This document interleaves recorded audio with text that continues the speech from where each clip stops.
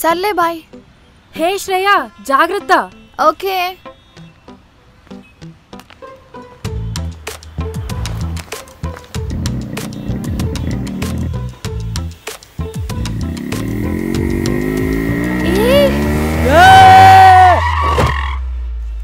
ఏమైంది?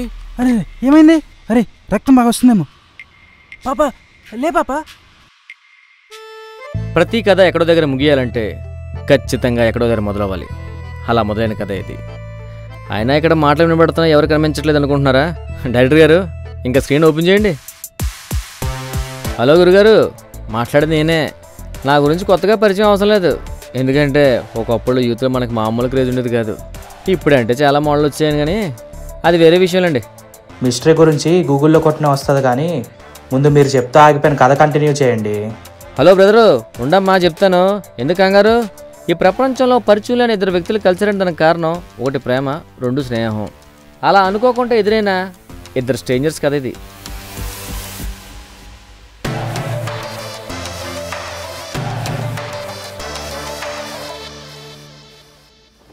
అమ్మా, నాకు క్లిప్ కనబడట్లేదు, చూసావా?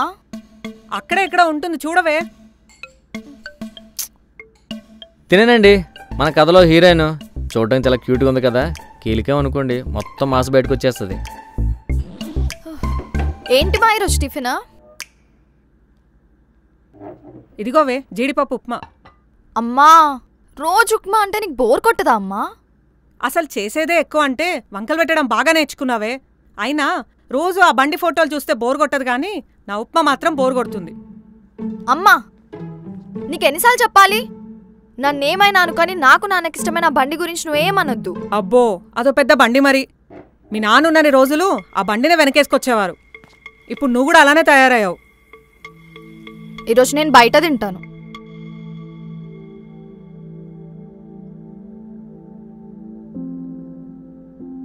అసలు మీ నాన్న మనకు దూరం అవడానికి కారణమే ఆ బండి.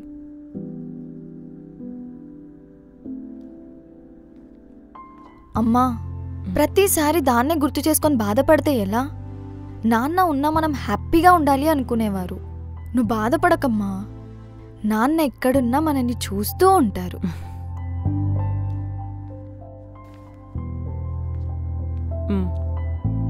కాలేజ్ నుంచి త్వరగా వచ్చాయి.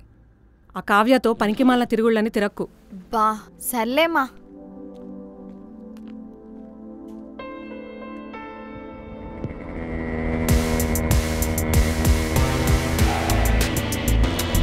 వీడేనండి ఈ కథకి హీరో, నా ఓనర్ సూర్య. వీడికి నేను వాళ్ళ లైఫ్లో సెటిల్ అవడం తప్ప ఇంకేమీ తెలియని 25 ఏళ్ళ కుర్రాడు.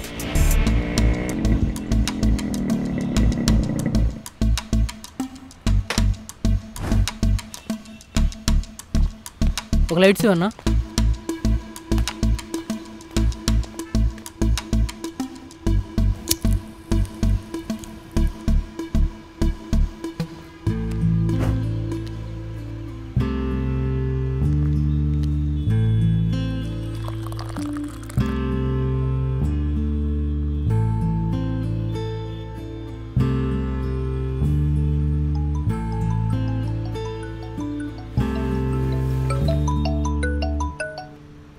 రే ఎక్కడ? మియాపూర్ ఎక్స్ రోడ్లో. ఇంటర్వ్యూ ఏమైంది? నువ్వు సైలెంట్గా ఉన్నావంటే అర్థమైందిలే, ఇది కూడా పీకిందని. సర్లేరా, ఇది కాకపోతే ఇంకోటి. నువ్వు అక్కడుండు, నేను వస్తున్నా. రే నువ్వే రానవసరం లేదు, నా మూడు బాగాలేదు, ఇంటికి వెళ్తున్నా, సాయంత్రం కలుద్దాం. రే పోయింది జాబే కదరా, ఏదో లైఫ్ పోయినట్టు అలా ఫీల్ అయిపోతున్నావు. రే లొకేషన్ పెడతా, తాగుదాం.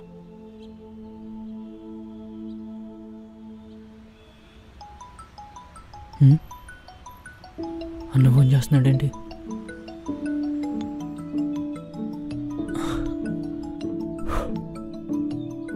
ఎందుకు వీడంత డల్గా ఉన్నాడు? అసలు మనోడు ప్రాబ్లం ఏంటి అనుకుంటున్నారు కదా?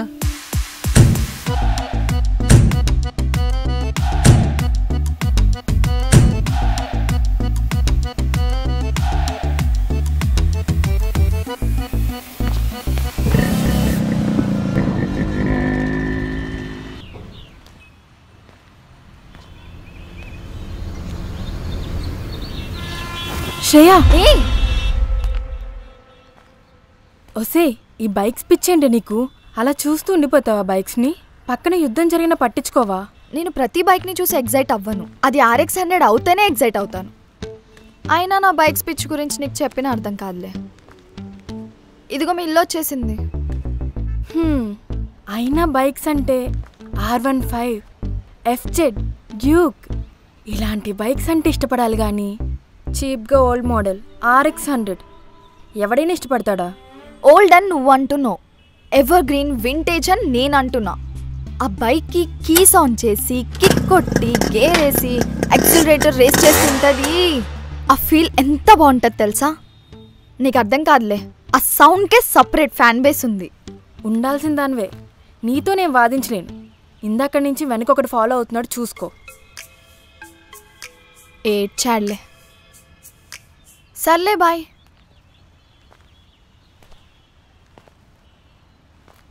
హే శ్రేయ, జాగ్రత్త. ఓకే.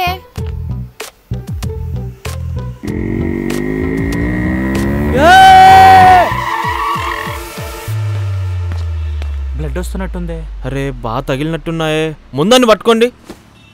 ఏంట్రా పొద్దు పొద్దునే తాగి నడుపుతున్నావా ఏంటి? అమ్మాయిలు కనపడితే ఇలా గుద్దేస్తారా?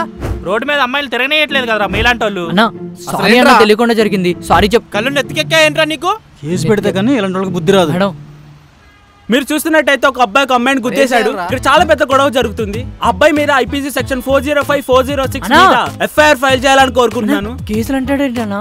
ఇలాంటి వాళ్ళ IPC సెక్షన్ కేసు పెట్టాలండి. అవును, పోలీస్ స్టేషన్ ఏంటన్నా? మరేం మేడం బై మిస్టేక్ జరిగిపోయింది మేడం, మీరేనా చెప్పండి. పోలీస్ స్టేషన్ అంటే నాకు కెరీర్ స్పాయిల్ అయిపోద్ది. అయినా అలా ఎలా వదిలేస్తాం? చెప్పండి మేడం ప్లీజ్. ఫస్ట్ అతను కాలర్ వదిలేయండి. మేడం మీరు వాటర్ తీసుకోండి.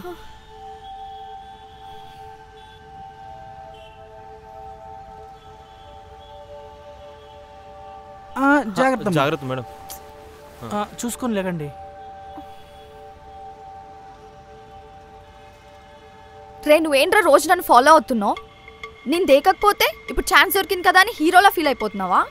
అబ్బే అలా కాదండి, మళ్ళీ మీకేమైనా అయితే నా హార్ట్ గాయపడుతుందండి. అబ్బో డైలాగులు చాలే. రే నువ్వేం డ్రైవేవో సెక్షన్లు మాట్లాడుతున్నావు? అసలు ఆ సెక్షన్లు ఏంటో నీకన్నా తెలుసా? ఇన్స్టా ఉన్న ప్రతిోడు ఇన్ఫ్లుయెన్సర్లా ఫీల్ అవ్వడం ఫ్యాషన్ అయిపోయింది. నువ్వు ఇక్కడి నుంచి వెళ్ళకపోతే ఆ సెక్షన్లు అన్ని నీ మీద పెట్టి బొక్కలో తోస్తా. సారీ అక్క, సారీ. నాకు అన్ని చిన్న చిన్న దెబ్బలే తాకినాయి కదా, మీరు అందరు ఇక్కడి నుంచి వెళ్ళిపోండి. అలాంటివేంటమ్మా? చూడు దెబ్బలు ఎలా తగలేయో. ఇలాంటి వాళ్ళు పోలీసులు పట్టిస్తా కానీ బుద్ధి రాదమ్మా. పోలీసా? అవును, ఇలాంటి వాళ్ళని పోలీసులు పట్టియాలి. నాకేం కాలేదు, మీరు వెళ్ళిపోండి. ఏంటో ఈ కాలం అమ్మాయిలు. సరిపోయింది నీ కర్మ.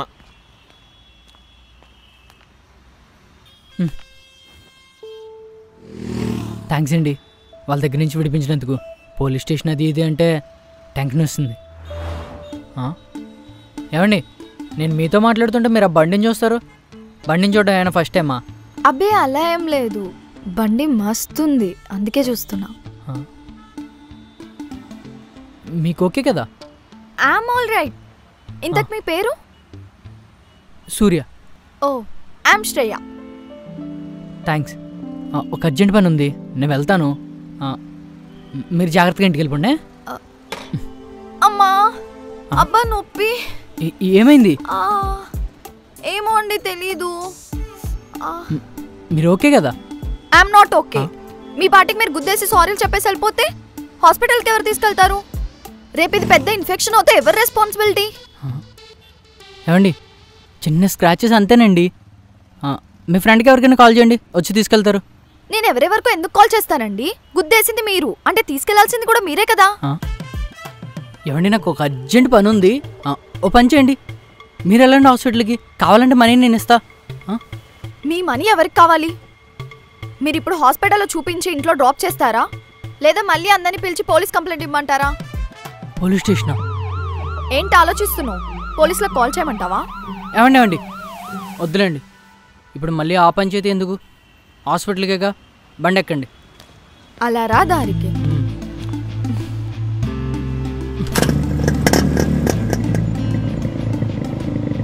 వెళ్తున్నాను.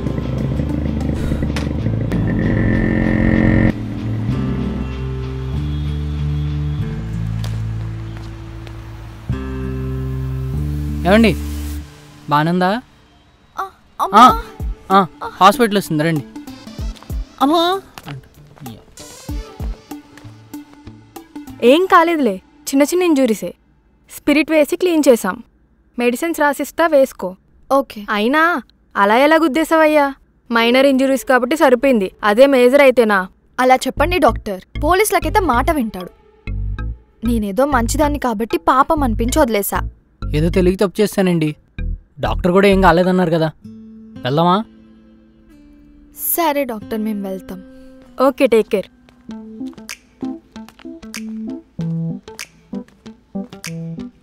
అది ఇటిచ్చి మీరు వెళ్ళి అక్కడ కూర్చోండి. పర్లేదు, నేను ఇక్కడే ఉంటాను. ఇంత అనుమానం ఏంటండి? నేనేం పారిపోను. మీకు అంత డౌట్గా ఉంటే ఇదిగోండి కీస్, మీ దగ్గర ఉంచండి. ఏమండి, వెళ్ళి కూర్చోండి. మీరు మెడిసిన్ తీసుకురండి.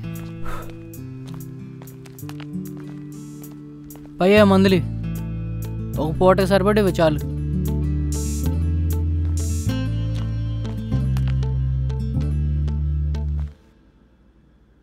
ఎందుకంత చిరాకున్నావు?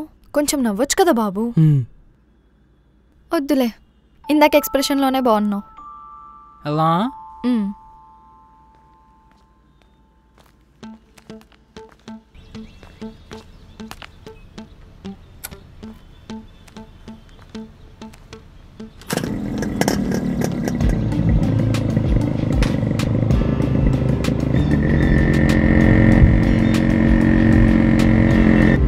ఇక్కడే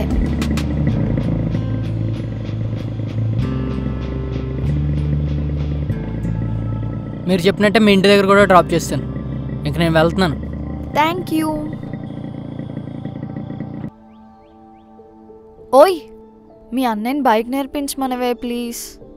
నీకు దన్నమే తల్లి, వాడితో మాట్లాడమే నాకు భయం అంటే నువ్వు మళ్ళీ బైక్ నేర్పిమని అడుగుతావు. వాడు ఏవేవో ఊహించుకుంటాడు, నీకే మంచిది కాదు. అలా ఏం కాదులేవే, నేర్పించమాను. నీకొకసారి చెప్తే అర్థం కాదా?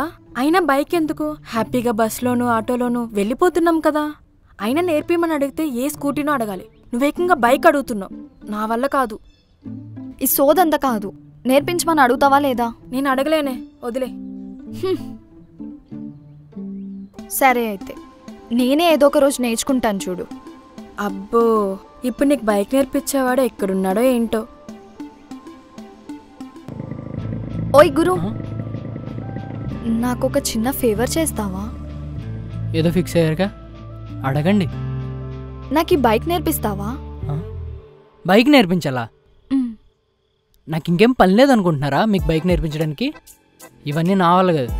ప్లీజ్ గురు, ఇది చిన్న ఫేవర్ అనుకోవచ్చు కదా, నా కోసం ప్లీజ్.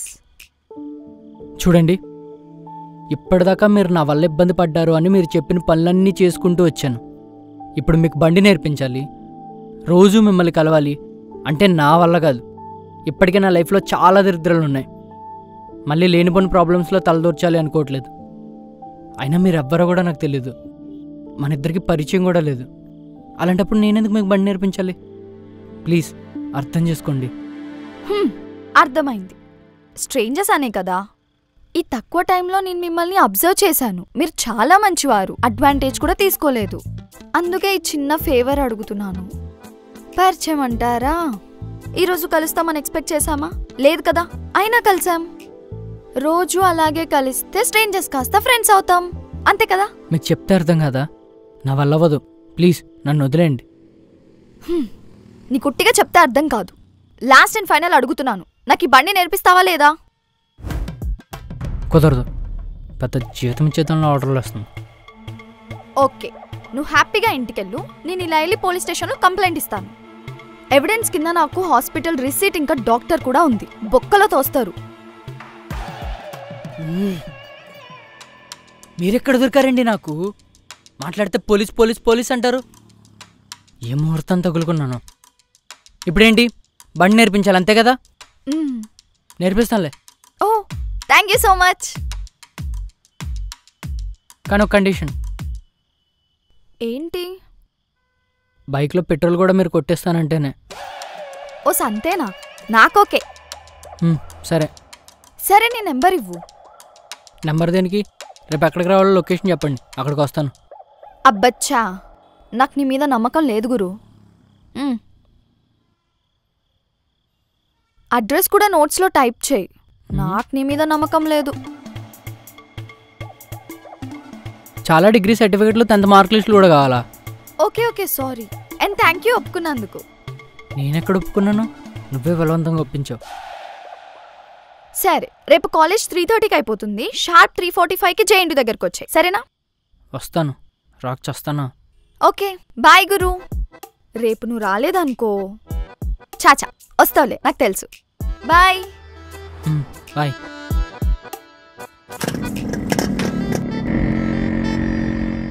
సాయంత్రం అన్నావు, ఇప్పుడు వచ్చావు.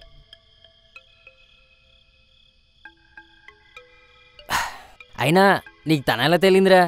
ఏమోనే, నా పాటికి నేను నడుస్తున్నా, సడన్గా బైక్ మీద వచ్చాడు. ఆ ఫ్రాక్షన్ ఆఫ్ సెకండ్స్లో అసలు ఏమైందో అర్థమే కాలేదు. నాకేం తెలుసురా ఫ్రాక్షన్ ఆఫ్ సెకండ్స్లో జరిగిన దానికి ఇంత పంచాయతీ అయిద్దని. ఎందుకురా తను పోలీసులు అంటే అంత భయపడ్డా? నువ్వు పోలీస్ స్టేషన్ అని అన్నిసార్లు చెప్తే ఎవడు మాత్రం భయపడ్డే? అసలుకే జాబ్ లేదు, మళ్ళీ ఇప్పుడు పోలీసులు అది ఇది అంటే ప్రాబ్లం అయిద్దని ఆగాను, కానీ లేకపోతే ఒక్కడి బిగితే అక్కడ పడేది పుట్టిది. భూమికి జానం లేదు, కానీ ఎంత పొగరో తెలుసారా దానికి. చేతల్లో చేయలేని వాడే ఇలా మాటలు చెప్తాడని మావా మొన్నే ఈ నడి బుక్లో చదివా. ఇప్పుడేంటి, మొత్తానికి బైక్ నేర్చుకుంటున్నావు, నువ్వు హ్యాపీయేగా? అంతేగా. థ్యాంక్సే, నువ్వు ఏ టైంకి అన్నావో కానీ జాగ్రత్త అని. ఒక చెడు కూడా మంచిగా మారుతుందని నాకు ఈరోజే తెలిసింది. మావా ఒక రకంగా నువ్వు తొందరగా రాకపోవడం కూడా మంచిదేరా. ఏం చెప్పాలనుకుంటున్నావో కరెక్ట్గా చెప్పరా. అదే మావా, ఇరు శివాని కలిశాడు, నీ గురించి అడిగాడు. బెట్టింగ్ మనీ ఇంకా ఇవ్వలేదు కదా, సో నువ్వు లేట్గా వచ్చి మంచి పని అయిందిరా, లేకపోతే ఏదో పెద్ద గొడవే జరిగేది. నాకు కూడా డైలీ ఫోన్ చేస్తున్నాడు రా, ఈరోజు కూడా చేశాడు. నేనే ఏం సమాధానం చెప్పాలో తెలియక ఆన్సర్ ఇవ్వలేదు. చెప్పా, నీ వల్ల బెట్టేశాను. ఇప్పుడు అర్జెంటుగా 15,000 అప్పు తీర్చాలి. ఏం చేయాలో అర్థం కావట్లేదు. అయినా ఇన్ని టెన్షన్స్లో తనకి బైక్ నేర్పించడం అవసరం అంటావా? బిజీ అని చెప్పి లైట్ తీసుకోరా. ఈరోజు కొంచెం హ్యాపీగా పడుకుంటానే. రేపు తను హ్యాండ్ ఇవ్వకుండా బైక్ నేర్పిస్తే ఇంకా హ్యాపీ. ఇంతకీ తన గురించి నీకేం తెలియదు కదా, ఎందుకైనా మంచిది ఎక్కువ క్లోజ్ అవ్వకు. అసలు ఈ రోజుల్లో అబ్బాయిలకి కొంచెం క్లోజ్నెస్ ఇస్తే చాలు, రెచ్చిపోతున్నారు. అబ్బా, తనేం అలా కాదులే, తన లిమిట్స్లో తను ఉంటాడు. అబ్బో, నేను చెప్పేది చెప్పా, మళ్ళీ ఏదో ఒకటి నెత్తి మీద తెచ్చుకుంటావని. ఇవ్వే తగ్గించుకుంటే మంచిది. ఏ శ్రేయ,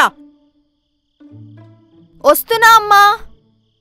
సరేనే, మా అమ్మ పిలుస్తుంది, నేను తర్వాత కాల్ చేస్తాను నీకు. సర్లే, బాయ్. నా కోసమని శ్రేయ సూర్య లైఫ్లోకి వచ్చింది. నా లైఫ్లోకి వచ్చిన వాళ్ళిద్దరూ నా స్టోరీని కాస్త మా స్టోరీగా మార్చారు. అదే ఇప్పుడు మీరు చూడబోయే కథ.